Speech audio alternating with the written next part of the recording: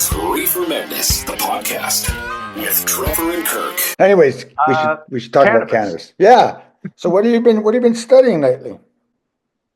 Studying. I don't know so much about studying, but one of the ones we've got coming up, they were looking at how, and I won't claim to understand all this. You'll have to tune in with me to Dr. Robert Laprairie, but how CBD affects the CB1 receptor. So now this is Trevor's understanding. So this is, again, listen to the episode coming up shortly. But so CB1 receptor is kind of the main thing that THC hooks onto and does its thing. So those of you who haven't, this is alphabet soup. THC is the psychoactive thing, or most simply, that's the thing that. So THC hits the CB1 receptor, does a bunch of things in different parts of the body, but the simplest thing is THC is the thing that makes you high. CBD, which probably everyone's heard of, but might not necessarily know what it does, it's sort of the anti-inflammatory, quote unquote, more medicinal. You know, that's, some people use THC medicinally, but the CBD is stuff that we think about more medicinally. It doesn't actually hook onto a cannabinoid receptor, which kind of blew my mind when I first thought about it. I thought, of course, it'll hook onto the two main cannabinoid receptors are CB1 and CB2, but there's probably some other ones. But CBD doesn't actually hook onto them the way you would normally think, that lock and key thing. It modulates them, and it probably affects a bunch of other receptors. You know, we had one guest say it affects, up to 30 different receptors, but that's for another time. But in this study with Dr. Robert Laprairie, they looked at how, this is not unknown, but they sort of took really good pictures of it, is my understanding. It, in my brain, I picture CBDs who are hooking onto the side of the CB1 receptor, and that negative allosteric modulator changes the shape of the receptor a bit to change how THC fits into the CB1 receptor, and thus change what the effects of THC in the body. So way more complicated than you would have thought, or I would have thought. And I'm excited to learn more when we talk to Dr. Laprairie. We talk to him hopefully in about a week, and you hear him in sometime later after that. Mm-hmm. Now you're talking about CBD in the acid form, or you're talking about CBD decarboxylates? Really good question. I'm assuming, again, questions we'll ask Dr. Laprairie, but I'm assuming we are talking decarboxylated CBD. I'm assuming most people, most of the time, when they're talking about THC hitting a receptor or CBD hitting the receptor, are talking about the neutral form, the non-acidic form, but I don't know. And I am going to, because Dr. Laprairie seems to, him and the teams he's been working on seem to be looking at how, especially CBD, interacts with different receptors. I will definitely ask him if there is any difference he's aware of how neutral versus acidic CBD does its thing. CB1 and CB2 receptors are in different parts of the body and do different things. But I think the smart people have always known that CBD has never really, it's not a cannabinoid. It still makes my brain hurt a little bit. It's a cannabinoid that doesn't directly affect a cannabis, like a CB1, CB2 receptor directly. It's an indirect modifier of it. So as usual, the farther we look at, the more weird it gets, which is good. We like weird, but it's not nearly more. How about more subtleties, more nuance than we thought? And yeah, CBD doesn't seem to directly lock and key affect a receptor with the way we normally think of things in the body hitting a receptor in a lock and key fashion. Do we still believe that it's an anti-inflammatory effect? Yes. So again, my understanding, so CBD, so the CB2 receptor is in the what's the word I'm looking for? The system that looks after infections and stuff. The Immune system. that's the one. So it still affects the immune system. So when you activate it, that makes sense because the immune system is what deals with inflammation. Right. So it still makes sense that the CB2 receptor affects immune functions, including inflammation. And CBD still seems to affect inflammation. But my growing understanding, and feel free, smart people out there, to correct me, I don't think it's because it directly stimulates CB2 receptor. So Dr. Robert Laprairie, we had him as a guest in season 2, episode 5. Yeah, and that goes back to 2018. So that's how long ago we've talked to him. And it's good to, he's from Saskatoon, is he not? University of Saskatchewan? Correct. So that'd be a good Yes. one. Yeah. I've been reading a lot of I get Normal magazine or Normal email pushed to me, and I can't tell you how many times I've You better found tell them what normal is. It's not just again normal email. emails get pushed to me, and that's uh, the National Organization for the Reform of Marijuana Laws. They've been around for quite a while, and but what I try to do is I read a fair bit of their studies, and then I try to get a hold of the academics that have done the study, and it leads me usually to a journal page, and the journal page will have the email of the professor from the college or university that they work at. I'll send them an email, and I think I've got like 7 emails out right now. One of the studies I'm looking at right now is impaired driving. Another Australian study, and the study is the acute effects of vaporized cannabis on drivers, hazards perceptions, and risk-taking behaviors in medicinal patients. Those people that use cannabis as medicine, their driving seems to be unchanged. This is this study. I went down deeper and looked at other studies, and yes, I think again, intuitively, we know don't drive when you're high. And what we've learned is that those people that are too high to drive don't drive, because some of the studies that we've read on it basically say that we self-police ourselves, unlike people that use alcohol. But one of the studies that was done in 22 suggests that there is a real significant difference in how young drivers drive under the influence of cannabis.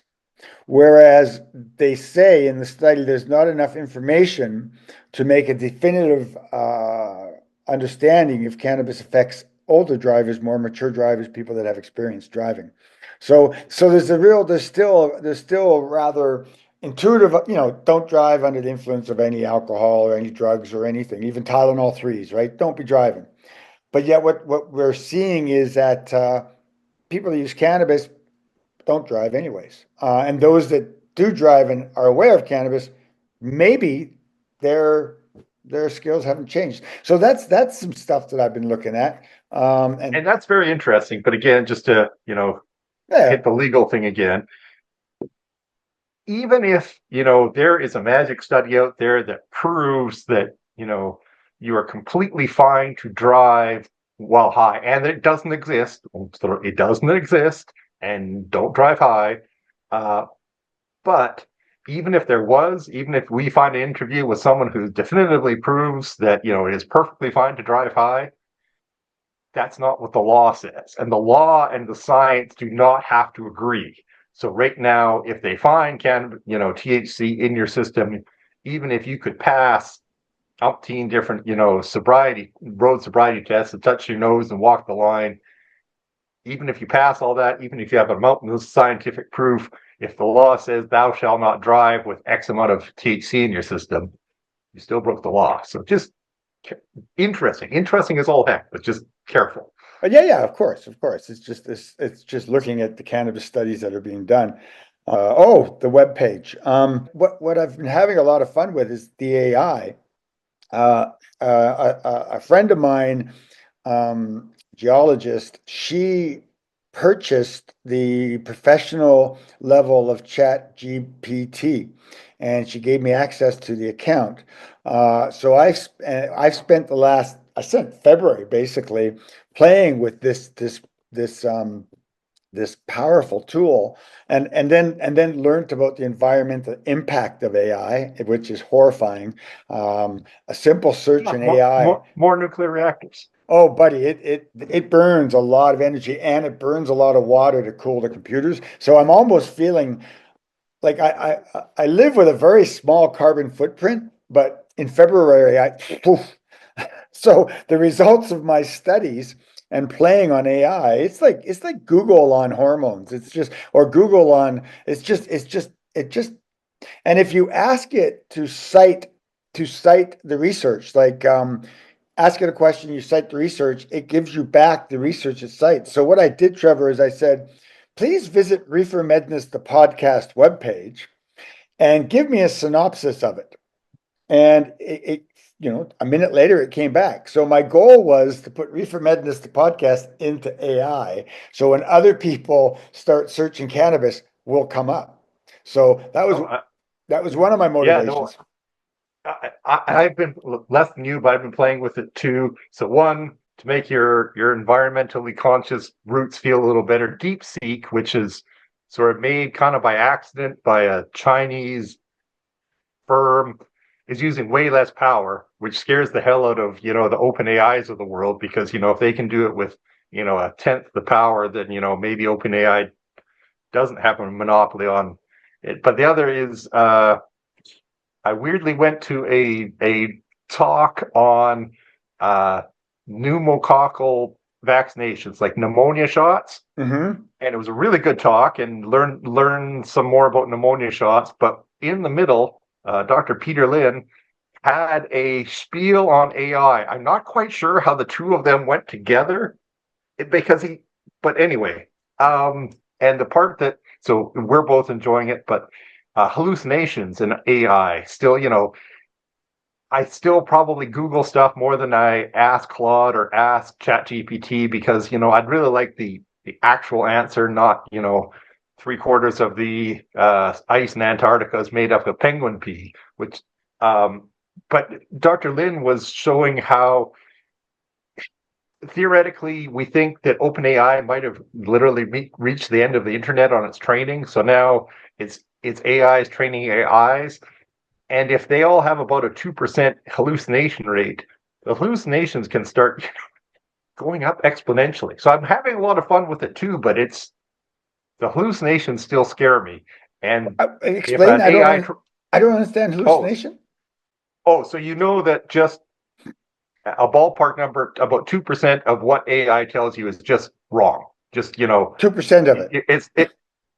Yeah, but you Okay. can't tell, right? Right. So, and the AI says that with complete confidence, like 3/4 of the ice in Antarctica is made up of penguin pee. You go, oh, that's cool. Completely not true. Didn't get it from anywhere. Just made it up. Oh, And it's really? not Yeah, it's not a mistake. It's not an error in the programming. This is how AI works. It's a word prediction thing. It predicts the next word based on the last word, and just because of that, it will periodically just. So Dr. Lin was saying, if it was a hematology-based thing, you say blood, the next thing it thinks is transfusion. But if you're in a thing trained on surgery, blood, next thing might be hematocrit. So it's just predicting. But once you start adding the hallucinations together, they can be real big real fast, which again shouldn't stop you and I from playing with it, but just everybody out there in general, remember, Yeah. 2% is hallucination rate, which is both weird and fascinating. It's the word hallucination that got me. My fun I was having, I had to do a bunch of images things. So one thing you'll notice in the next couple of weeks, I'm going to be posting different logos that AI has given us just for a lark. I've posted the two with the two serpents that look like cobras. The feedback I'm getting is that just looks too aggressive. I posted that one up, but I also asked it because we've been trying to get some celebrities on board for a while, and I've been trying to get Neil Young to join us because I really believe Neil Young would be a really good interview for if we focused him on cannabis.